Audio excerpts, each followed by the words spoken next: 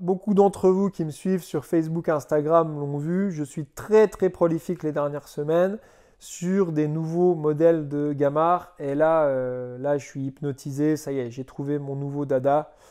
Donc, je vous l'annonce parce que j'ai plein de questions là-dessus. Quand est-ce qu'ils seront disponibles? Tout ça, j'en ai mis quelques-uns en ligne.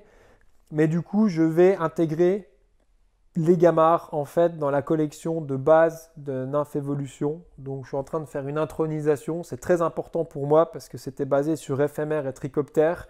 Mais j'ai eu tellement de retours de bons pêcheurs les dernières années sur mes gamarres qu'en fait je les laissais en série limitée. Mais je me suis dit là Stan, il faut que tu t'assumes, il faut que tu fasses rentrer le gamard dans la collection Nymph Evolution parce que c'est criant de vérité.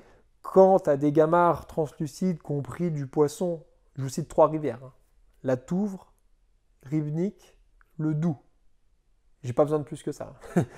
Ceux qui m'écoutent, qui ont pêché ces trois endroits et qui savent la précision des mouches qu'il faut avoir pour faire une grosse truite, une grosse grassette sur la Touvre, un gros ombre sur le Doubs à Goumois ou alors un ombre trophée sur la Ribnick, eh ben, moi, quand on me dit que les gamarres Nymph Evolution, ils font la différence sur ces endroits parce qu'ils sont translucides et que le coloris, il est ajusté, mais sérieux, et qu'en plus, ils sont solides et qu'ils sont beaux, bah là, je suis obligé de passer en production les gamarres. Donc, je remanie l'entreprise en ce moment.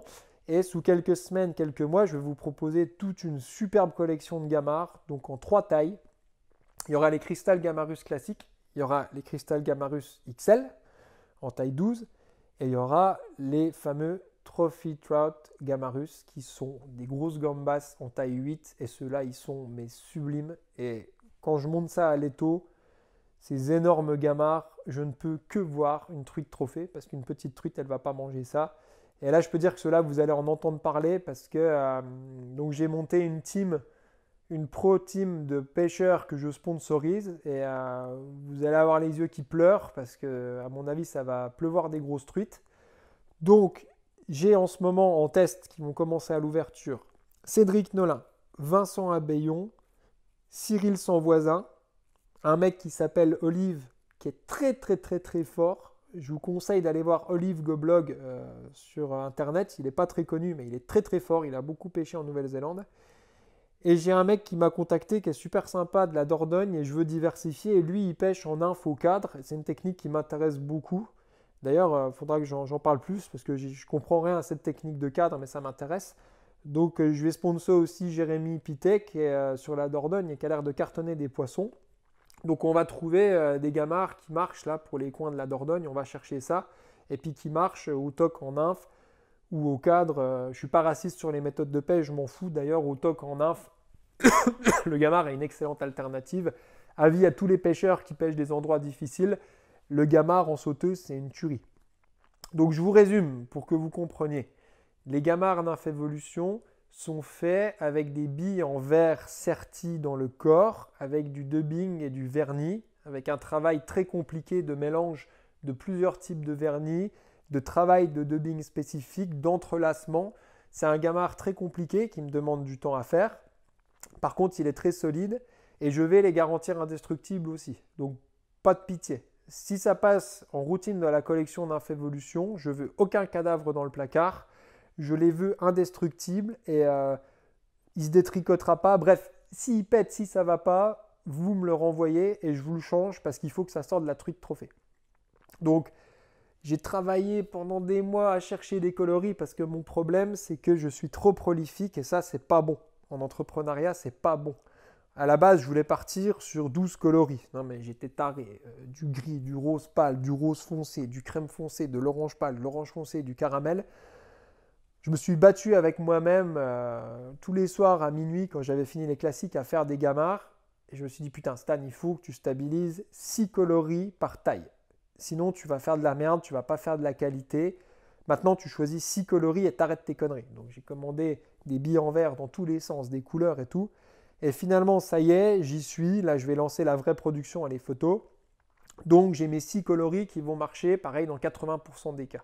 Donc, je vous le dis tout de suite, j'ai pas de gris. Parce que je galère à trouver une belle résine grise. Ça viendra peut-être avec le temps.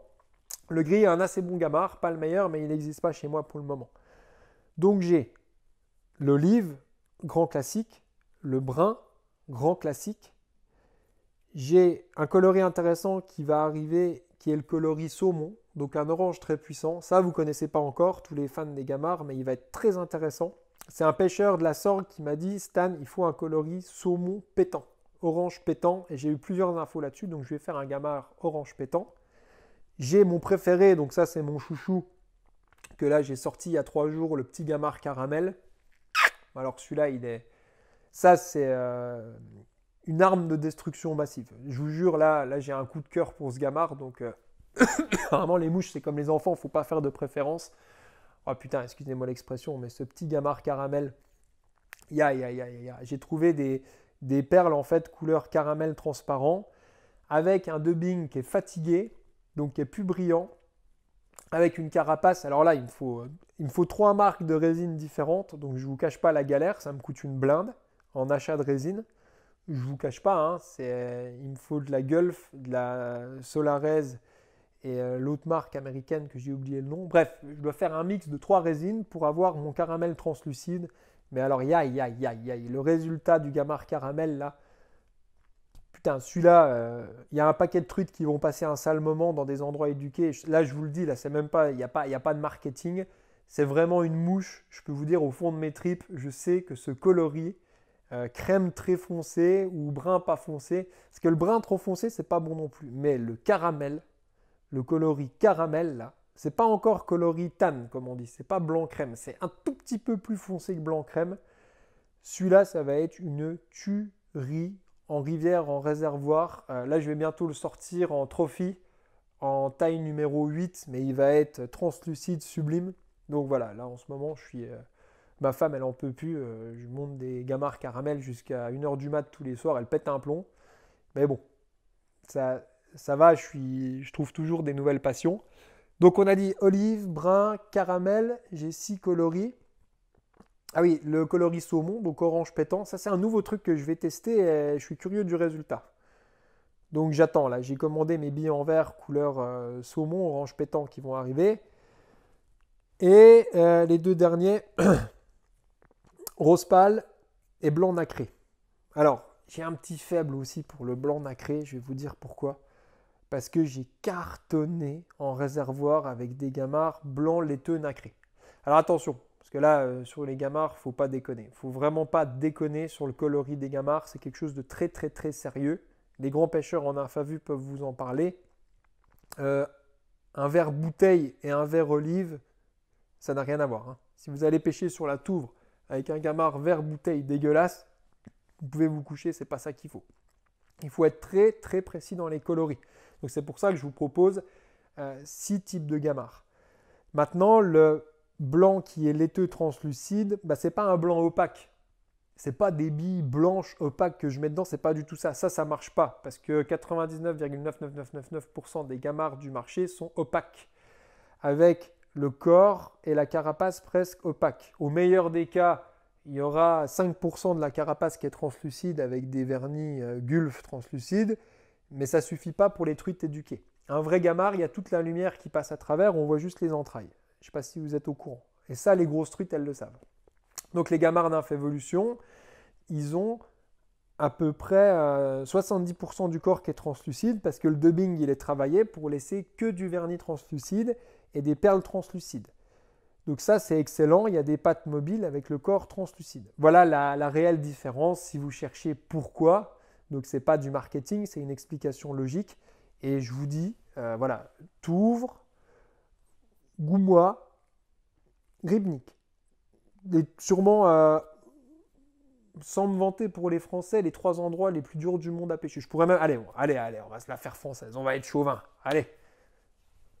À la vôtre, amis français, soyons chauvins. On dit que les 3 endroits les plus durs du monde à pêcher, c'est la Touvre, le Doubs à Goumois et la Sorgue, à l'île sur la Sorgue. Allez, je mens pas. Allez, on va être chauvin, non? Voilà. Donc, quand vous avez des gamards que les gens vous rappellent, vous disent que putain, le gamard là, il a vraiment fait la différence, moi, je peux que aller dans cette veine, quoi. Franchement, j'hésitais entre vraiment me mettre à fond, sauter dans les gamards en mode monomaniaque ou continuer sur le nymph évolution en anglais pour proposer ma méthode de pêche en nymphe. Mais en fait, je vais plonger dans les gamarres comme un déglingo parce que j'adore les faire, quoi. Là, j'ai trouvé un nouvel amour. J'adore faire mes classiques, hein. Mais quand je me mets au gamard, quand tu vernis, tu mets le vernis final sur un gamard, tu le regardes à la lumière qui passe. Ah là, c'est tous tes rêves de pêche, là. Et d'ailleurs, je vais faire des magnifiques boîtes de gamard. Je travaille des visuels grosses truites, là, je vous en mets un en photo. Attention, je vais sortir des boîtes de gamard de luxe, mais là, je vais vraiment aller loin dans les boîtes. Ça va être vintage. Je suis en train de faire des très très belles boîtes. Donc voilà, je manque pas du tout de projet, mais je vais mettre tout mon laser sur les gamards et vous allez en entendre parler. Donc avis aux personnes qui n'aiment pas les gamards, regardez pas les mails d'Infévolution les prochaines semaines parce que vous allez en souper des gamards, mais jusqu'à plus soif, parce que je suis loin d'être fatigué sur les gamards. Et la taille intermédiaire en taille 12, donc je vous les proposerai en taille 14, 12 et 8. La taille 12, elle est sympa parce qu'en fait, Jackie Rurig m'a appris, vous pouvez regarder l'épisode de la cabane du moucheur qui est intéressante, on se fait une longue discussion avec Jackie Rurig, il m'a dit qu'effectivement maintenant il faut plus monter la taille des mouches et diminuer l'est pour une nage plus réaliste. Alors là, mes gamards taille 12, mon pauvre ami, mais là vous allez en entendre parler. Donc j'ai une team de pêcheurs que je vais sponsoriser et je vais sélectionner d'autres pêcheurs, je vais faire grossir la team.